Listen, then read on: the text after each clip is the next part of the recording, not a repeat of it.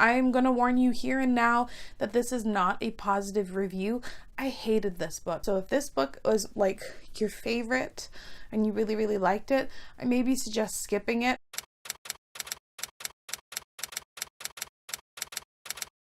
Hello YouTube, my name is Isabella and welcome back to my channel. Today I'm going to be doing a spoiler-free review for Children of Virtue and Vengeance by Tomi Adeyemi. This is the sequel to the incredibly popular Children of Blood and Bone, which debuted in 2018, which I read, reviewed, and loved in 2018.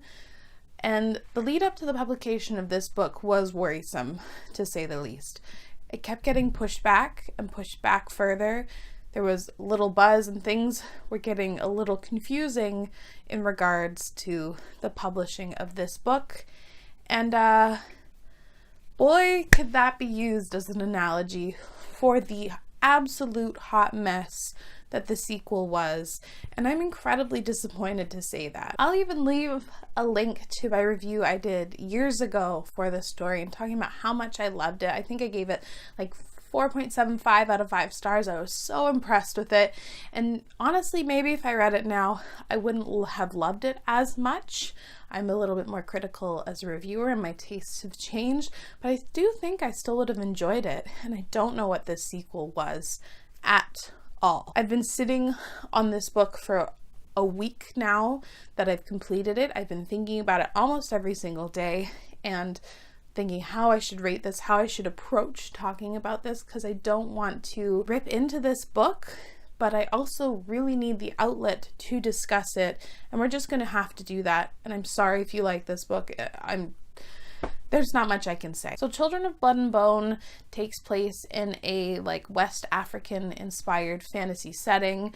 There were some things that happened a few years ago where magic was like erased from the land, and our main character witnesses like the death of her mother because her mother was an incredibly powerful magi. Cut to like present day where she crosses paths with the very privileged princess who has the ability to bring magic back and help the oppressed people, the magi, to getting like on even footing with like the privileged class. I had a lot of fun with that book. I thought it was really quick paced and engaging. I liked the characters with one notable exception.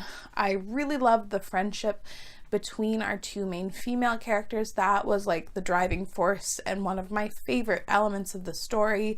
I like the writing, I like the setting, I like the magic, and all of that was destroyed in this sequel, and I'm sad about it. So the world building wasn't great, but it wasn't a huge part of the story, so it wasn't something that bothered me a ton. We have some new elements introduced from the sequel in regards to the world and magic, and it's not explained at all why there are differences in how things work differently. They just are, and things just keep getting thrown at you, and you have no time to kind of understand what's going on because you're still confused about some other things that just never get explained. I like that it focused a little bit more on the magic itself. That was one of the highlights, that there was a little bit more development of the magic that we discover in the first book. The world itself, though, doesn't really get expanded. You don't really understand the scope of the world at all, and I was really relying on the sequel to do so, as I do with all sequels, but like it wasn't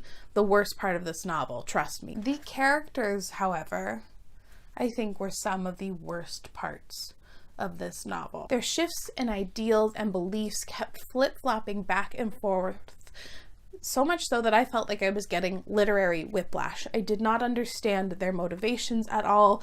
I didn't understand why they were behaving that way. And I understand that when people experience trauma, they may not behave in a way that they would before, but this just takes that to the nth degree, and it just doesn't feel like a natural part of the story, just thrown in there because we needed conflict. Which will take us to the plot, because the plot was also an absolute mess. I think Tomi knew where she wanted to start the book and where she wanted to end it, but she didn't know the actions that would need to be taken to get from start to finish. So we just have this incredibly rushed plot that literally has no breaks in it. It's just 400 pages of like rush. Oh, wait, you have a stupid idea? Let's do it. the first idea that ever comes to mind is the thing that is accomplished. It also features one of my most disliked things in fiction, when characters won't admit to like something that they're doing, but it gets revealed later and it's supposed to be a super huge twist. I don't tend to love that because the reveals just feel a bit cheap. She relies way too much on miscommunications to create tension and drama. The ending was really, really stupid. Real dumb. I, in theory, liked the villain, or what was attempted with the villain, but I don't think there is enough time developed with them so that you understand their motivations. It just kind of felt like they were thrown in there because it's like, oh, we need a big bad. I also kind of liked the idea with one of the romances, but that also was rushed. And the final element of this story that I'm going to discuss is the writing, because boy, did I not like it this time around. I'm too scared to go back and look at Children of Blood and Bone because stylistically speaking, I did not enjoy Children of Virtue and Vengeance. There's so little description going on. If you look at the layout of the book, which I wish I still had, but I read it from my library, what I couldn't get over and do think is very flawed is the little variance in the writing itself. It's very, this is a statement and this is what we're going to do. And nothing would stop me from reaching my goal. And I will defeat them whatever the cost. And like, it just always left off on a cliffhanger each chapter. Maybe if we had a bit more downtime and the characters sitting with their feelings, we would understand why they weren't getting along and why there was such tension and strife between them. They just always leap to huge conclusions, and we never get to really like sit and think about why someone is doing something, that it just makes this story not good. And the writing and just the construction of this narrative was incredibly poor. I said earlier in the video that I sat on this review and my thoughts for a solid week. I have not even yet rated it on Goodreads because I don't want to be tearing this book down, but I'm just so upset at the dip in the quality. And you just have to think that maybe Tomi was too rushed in putting out this book, and that publishing really, really wanted her to put it out, wanted to capitalize on the success of Children of Blood and Bone. And she became an overnight success, and that's a ton of pressure, and it's just unfortunate. In my heart of hearts, though, I can't give this book anything less than a 1 out of 5 star. And now I'm thinking I should just end it here and not read another book and possibly hate it as much as I hate this one, because I don't want to be ripping this to shreds.